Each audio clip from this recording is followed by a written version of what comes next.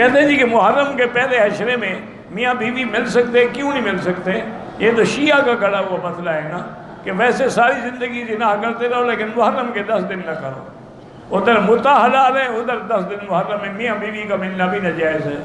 میرے دوست مرثیے سنتے ہیں، بالکل نہیں سننے چاہیے۔ ذاکروں کے جھوٹے قصے ہوتے ہیں، وہ جھوٹ بنا بنا کے لوگوں کو رلاتے ہیں اور مذہب سے ہٹاتے ہیں۔ رزق کو اللہ کو معلوم ہے کہ میں نے حساب لگایا، استخارہ کیا ہے، مجھے تمہارے نصیب میں دور دور تک رزق نظر نہیں آیا۔ مولوی کے نصیب میں ہے رزق، اس کو یہ پتہ ہے۔ اللہ کے بندے اللہ یرزق من یشاء، جس کو چاہے دیں، جس کو چاہے نہ دیں۔ اللہ یبسط الرزق، کسی کو پتہ نہیں لگتا کہ رزق کہاں کہاں دور تک رکا ہوا ہے۔ مولوی کو کہو یار تم وہی لے کے آؤ، آدھا آدھا کر دیں گے، پتہ تو لگے نا کہاں رکا ہوا ہے۔ لے آتا ہے مولوی کے نہیں لے آتا، جھوٹ بول رہا ہے۔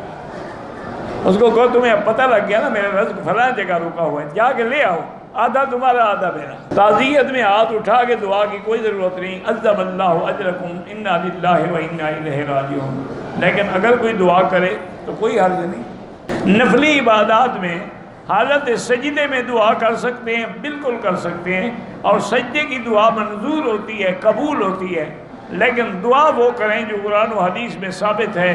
جیسے حضور مانگتے تھے یا مقلب القلوب ثبت قلبی علی دینک اللہم انی اسألک العفو والعافیت والمعافات الدائمۃ فی الدین والدنیا والآخرہ، یعنی وہ دعائیں مانگیں جو قرآن و حدیث میں ہیں، اپنی زبان میں نہ شروع ہو جائیں۔ میرے بھائی کا مرشد جو ہے وہ میرے بھائی کو کہتا ہے سارے سال روزے رکھو، یہ ناجائز ہے سارا سال روزے رکھنا۔